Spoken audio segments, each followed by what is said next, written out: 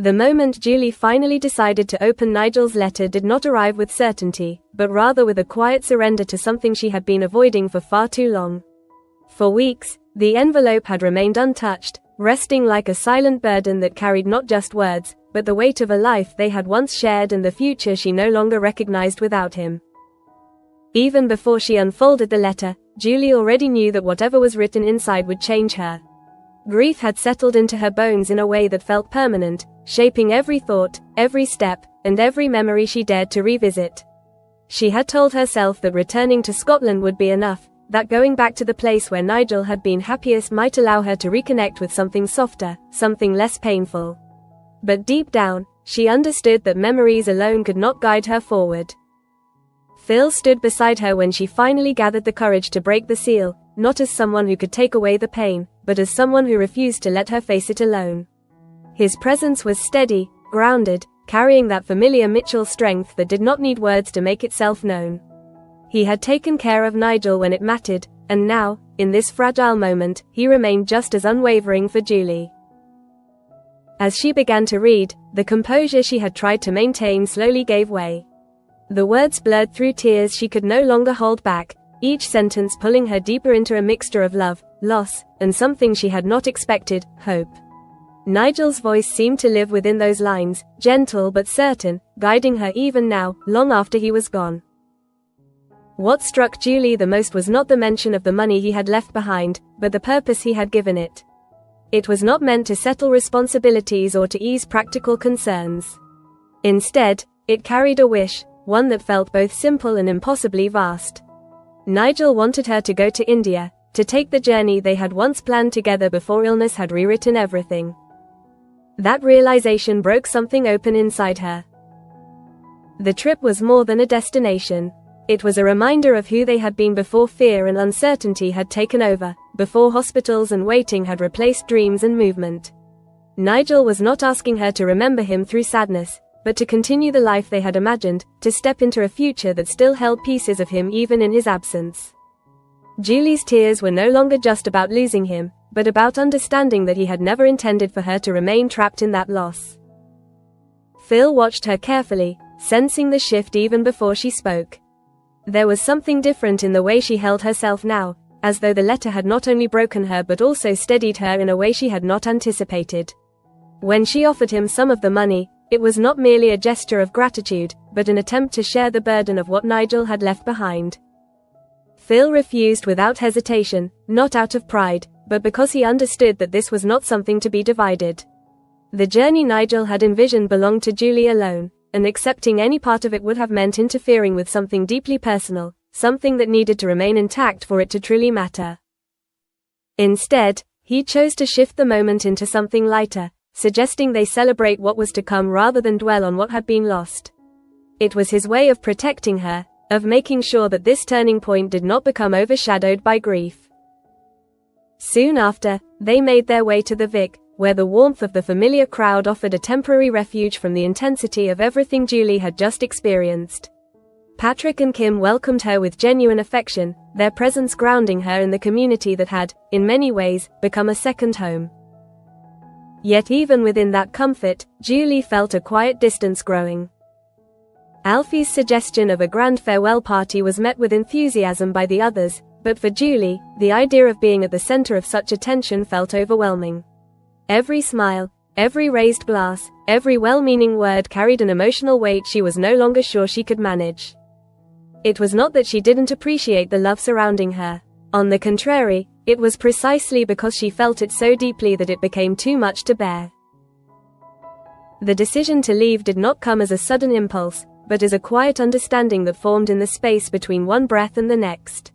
She excused herself under the pretense of stepping away for a moment, but once she moved beyond the noise of the pub, she did not look back. Walford had given her connection, support, and memories she would never forget. But it had also become a place where every corner reminded her of Nigel, where every familiar face carried a reflection of what she had lost. Slipping away unnoticed felt like the only way to leave without unraveling everything she had just managed to hold together. Back at the house, she took her time writing the note, choosing her words carefully, as though each sentence needed to carry not just explanation, but closure. She did not want anyone to stop her, did not want to be pulled back by emotion at the last moment. This was something she needed to do on her own. By the time Phil returned and found the note, Julie was already gone, her absence settling into the space like a quiet echo of everything she had chosen to leave behind. And in that moment, as he stood there reading her final words, Phil understood that this was not just a departure. It was a beginning that Julie had finally found the strength to accept. Meanwhile, the silence Julie left behind did not simply settle into the walls of Walford, it lingered in the people she had quietly walked away from, most of all in Phil, who stood frozen in the middle of his own home, still holding the note as though it might somehow pull her back if he read it again. The words she had written were calm, almost too calm for someone who had just said goodbye to an entire chapter of her life. There was no panic in them, no hesitation, only a quiet determination that made Phil realize this had not been a sudden decision born in the moment. Julie had already left long before she stepped out of the door. The letter Nigel had written had simply given her the courage to finally follow through.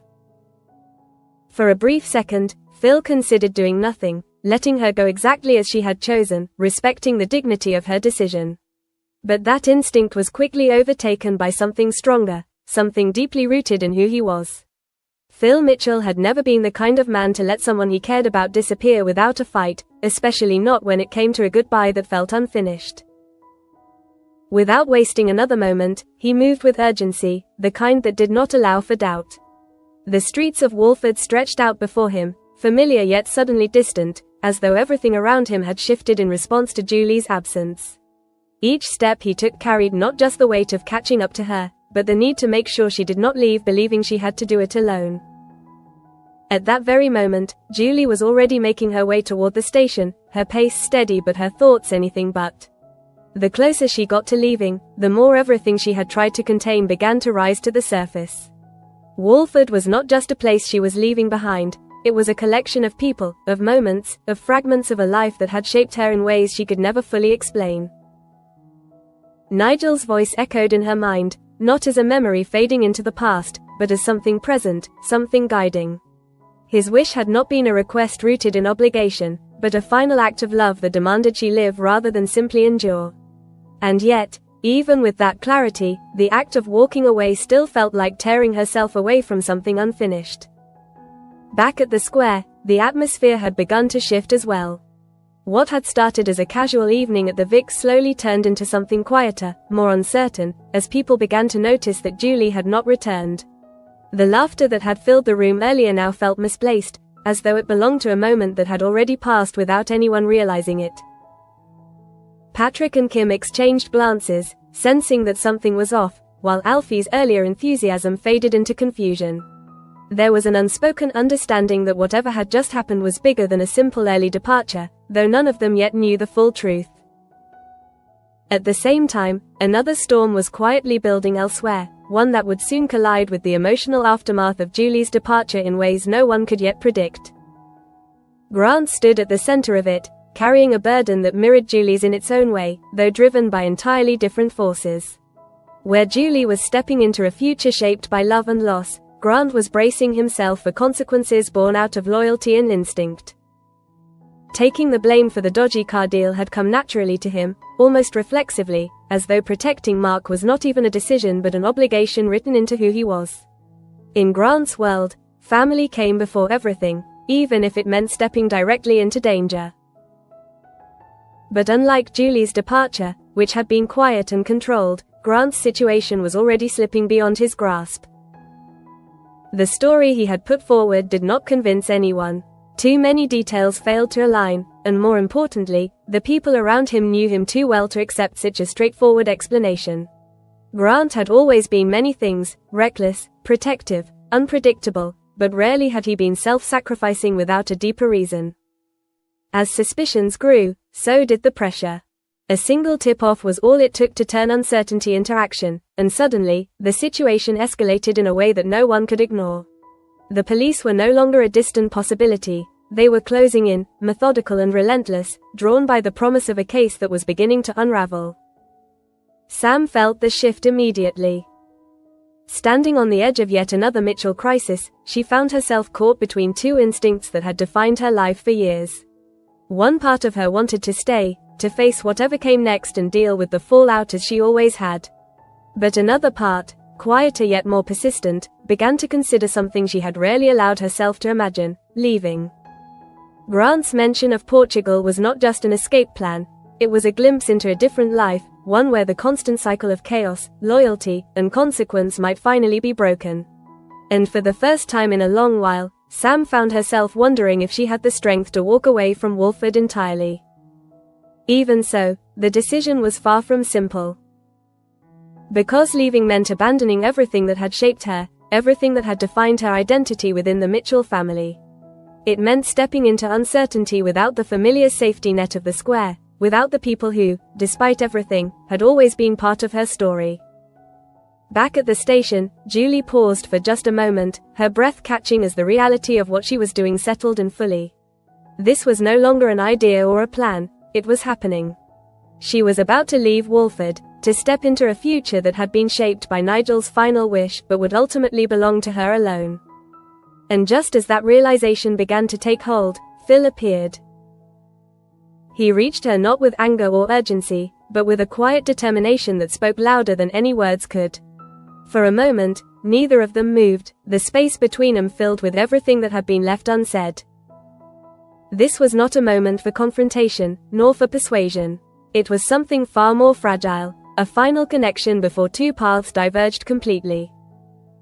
Phil understood, perhaps more than he expected, that Julie's decision was not something he could change.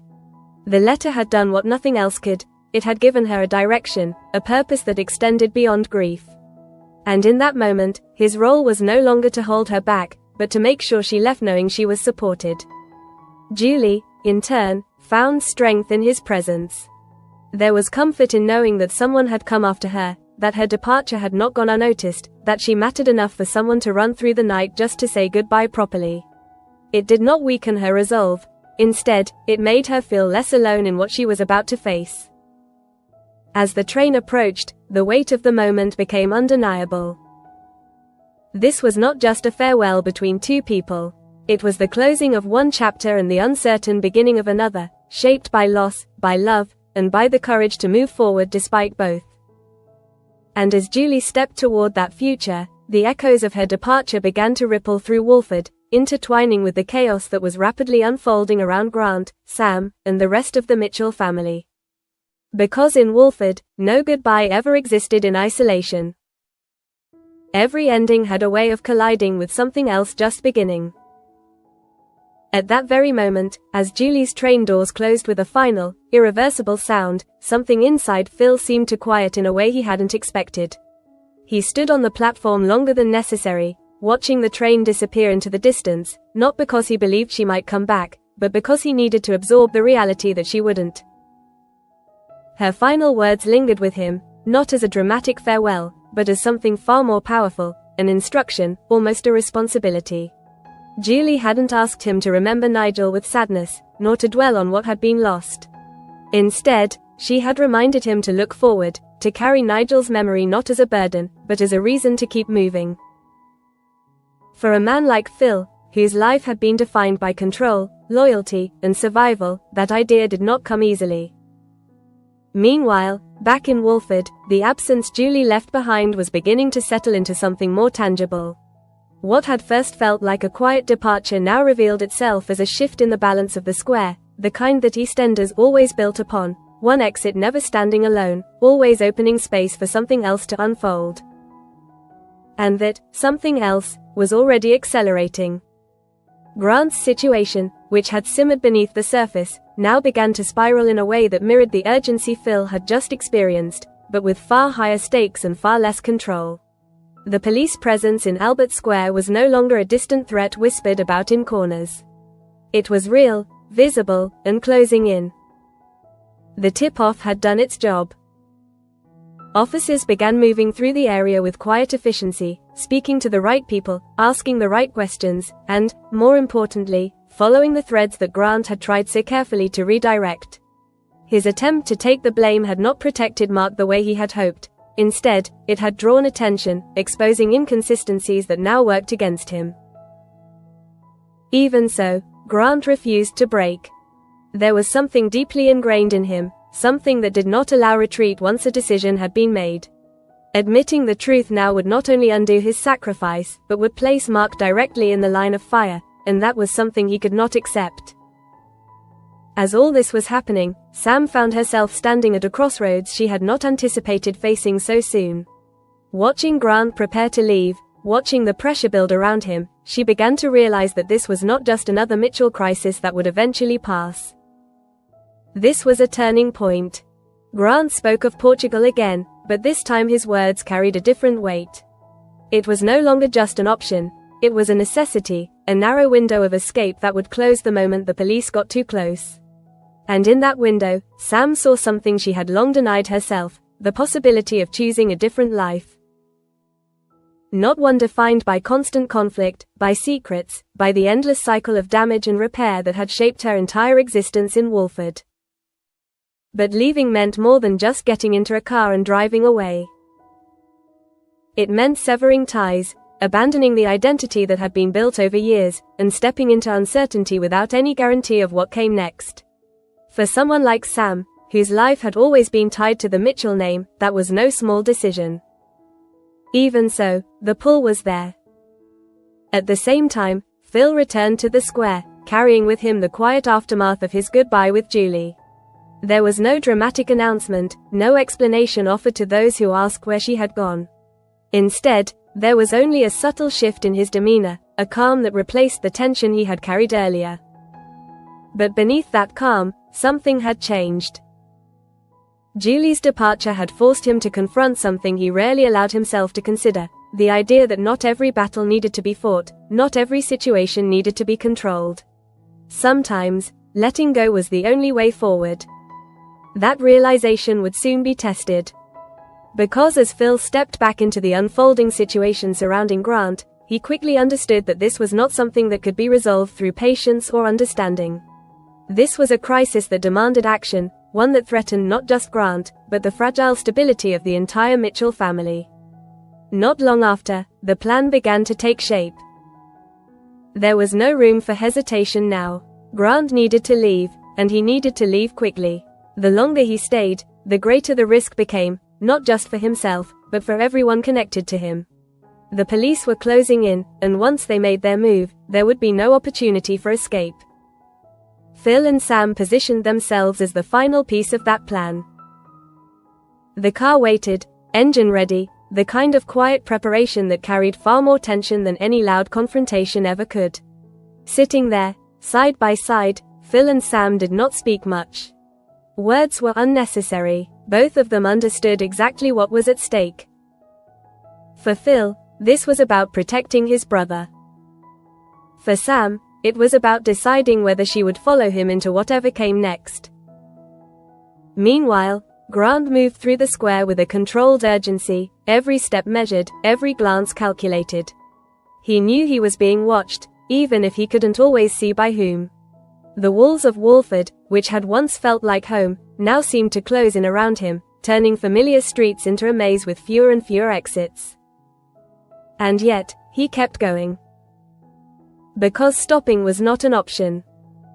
At that very moment, the distance between Julie's quiet departure and Grant's desperate escape became impossible to ignore. One had left with purpose, guided by love and memory. The other was running from consequences, driven by loyalty and the need to protect. But in Walford, both paths carried the same underlying truth. Leaving was never simple. It was never clean. And it never came without a cost. As the police drew closer, as the car engine continued to hum in quiet anticipation, and as Sam's decision loomed heavier with every passing second, one question remained unanswered, hanging over the entire square like a storm waiting to break. Would Grant make it out in time? Or would this be another Mitchell story that ended not with escape, but with consequences finally catching up? As all this was happening, the fragile stillness that had followed Julie's departure was finally shattered by something far more immediate and dangerous. Walford no longer felt like a place suspended between endings and beginnings. It had become a pressure point, tightening around Grant with every passing second. The police presence was no longer subtle. What had begun as quiet inquiries now turned into visible movement across Albert Square, officers stepping into conversations, scanning faces, and following a trail that was closing in faster than anyone had anticipated. The atmosphere shifted palpably, and even those not directly involved could feel it, an unmistakable sense that something was about to break. Grant felt it too. There was a tension in the way he moved now, a controlled urgency that betrayed how little time he had left. He had always been a man who thrived under pressure, who faced danger head-on rather than running from it. But this was different. This wasn't a fight he could win through strength or intimidation. This was a situation that required escape, and that alone made it unfamiliar, almost unbearable. Meanwhile, inside the car, Phil and Sam sat in silence that carried more weight than any argument ever could. The engine idled softly, its steady hum clashing with the chaos building just beyond their line of sight. Phil's hands rested firmly on the wheel, his gaze fixed ahead, but his mind was already calculating every possible outcome. He had seen situations like this before, had lived through countless variations of crisis within the Mitchell family, but there was something about this one that felt dangerously close to slipping beyond control. Sam, on the other hand, was fighting a different kind of battle. Her thoughts were no longer centered solely on Grant's immediate danger, but on what came after. The idea of leaving Walford had taken root, growing stronger with each passing moment. It wasn't just about standing by Grant or escaping the police, it was about choosing a future that didn't revolve around the same patterns she had been trapped in for years. And yet, the decision refused to come easily. Every memory, every connection, every part of her identity seemed tied to this place.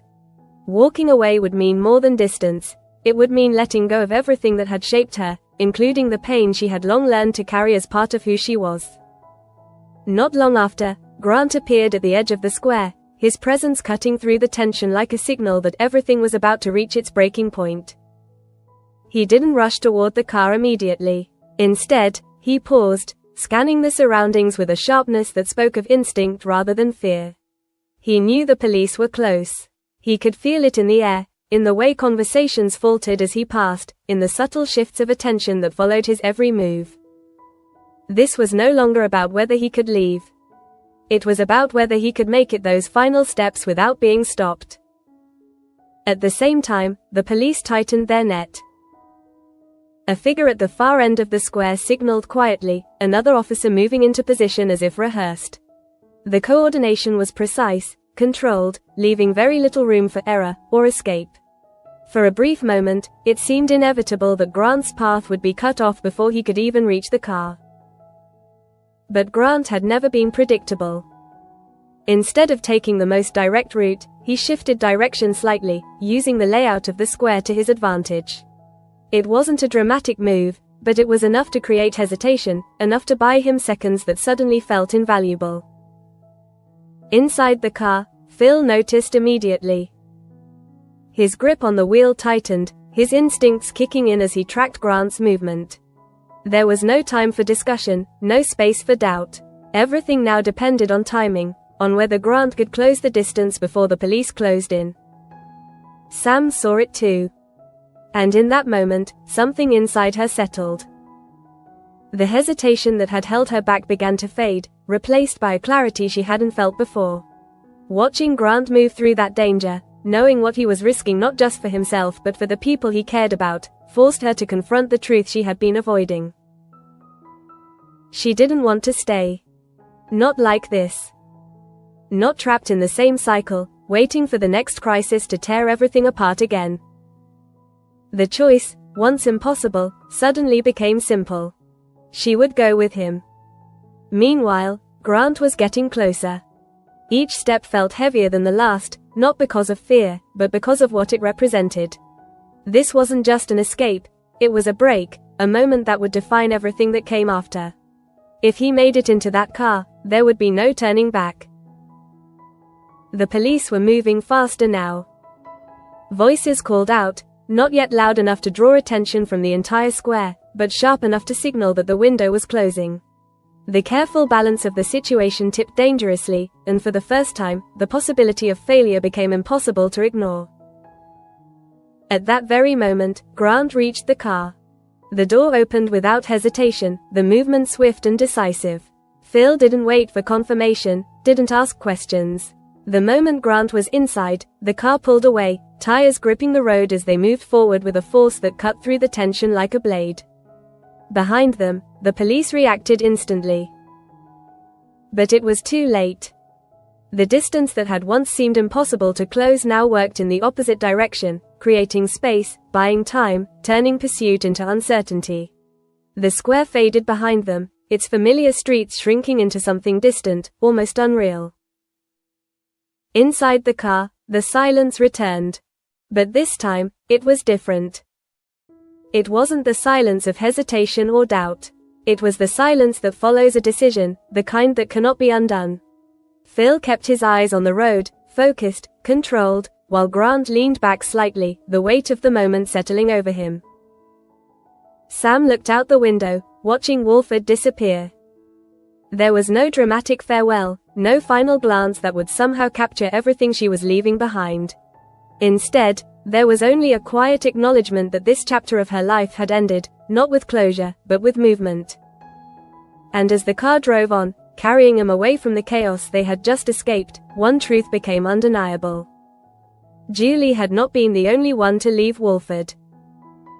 But unlike her departure, which had been guided by love and memory, this one had been forged in urgency, in risk, and in the fragile hope that somewhere beyond the reach of the square, a different life might finally be possible. Shortly afterward, the road ahead stretched into a silence that none of them were quite ready to break, not because there was nothing to say, but because everything that mattered had already been decided in those final seconds back in Walford. The square, with all its noise, conflict, and history, was now behind them, fading into something that felt almost distant, as though it belonged to another life entirely. For Phil, the drive was not just about putting distance between Grant and the police. It was about holding control in a situation that had nearly slipped beyond his grasp. His focus remained fixed, steady, but beneath that surface calm was a mind still turning over everything that had just happened. Julie's departure, Grant's escape, Sam's decision, each moment carried its own weight, and together they formed something far more significant than a single night's chaos. Meanwhile, Grant sat back, the adrenaline that had fueled his movements beginning to settle into something heavier, something more reflective. He had made his choice without hesitation, just as he always did, but now that the immediate danger had passed, the reality of what he had done began to take shape. Leaving Walford wasn't just about avoiding arrest. It was about stepping away from everything that had defined him for years, from every fight, every mistake, every bond that had tied him to that place. Even so, there was no regret.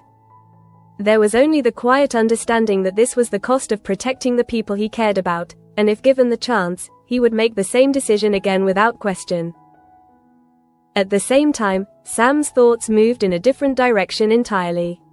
Watching the road disappear behind them, she felt the weight of her own decision more clearly than ever. Unlike Grant, whose choice had been driven by urgency, hers had come from something deeper, something that had been building for far longer than this single moment. Walford had shaped her, defined her, and in many ways, trapped her. The cycles of conflict, loyalty, and consequence had become so familiar that they no longer felt like something she could escape.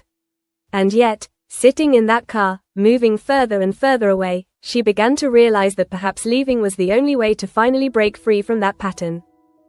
It wasn't freedom she felt, not yet. It was uncertainty. But for the first time in a long while, that uncertainty didn't feel like something to fear.